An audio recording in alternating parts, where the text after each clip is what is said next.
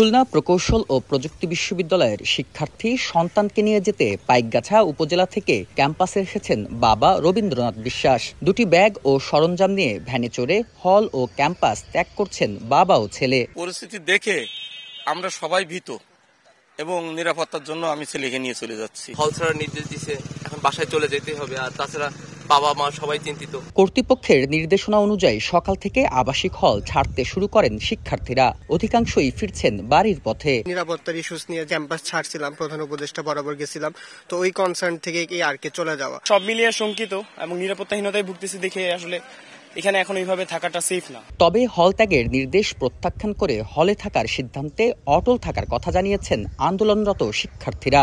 এখনো হলগুলোতে অবস্থান করছেন তারা। দাবি আদায় না হওয়া পর্যন্ত ক্যাম্পাসে থাকার ঘোষণা তাদের। ৬ দফার মধ্যে ষষ্ঠ দাবি হচ্ছে আমাদের ভিসি প্রভিসি প্রশাসন বডি পদত্যাগ। হল ছেড়ে যাচ্ছি না, কারণ আমরা তো ভিসি প্রভিসিকে বর্জন করেছি। ভিশনের ফুলঝুরি মেগা অফারে ফ্রিজ কিনলেই পাচ্ছেন 16 পিসের আকর্ষণীয় গিফট বক্স একদম ফ্রি। এদিকে কর্তৃপক্ষ বলছে হল ছাড়ার জন্য শিক্ষার্থীদের কোনো প্রকার বল প্রয়োগ করা হবে না। নিরাপত্তার স্বার্থে তাদের হল ছাড়তে বলা হয়েছে।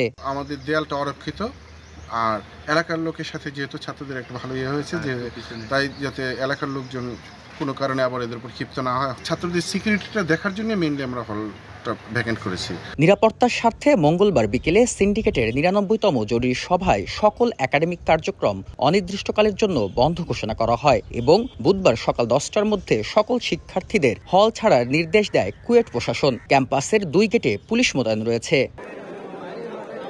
ছাত্র রাজনীতি নিষিদ্ধ করার দাবি নিয়ে বিরোধের জের ধরে গত 18 ফেব্রুয়ারি ছাত্রদলের সঙ্গে শিক্ষার্থীদের সংঘর্ষে অর্ধশতাধিক আহত হন। এরপর থেকে 6 দফা দাবিতে শিক্ষার্থীরা আন্দোলন করছেন।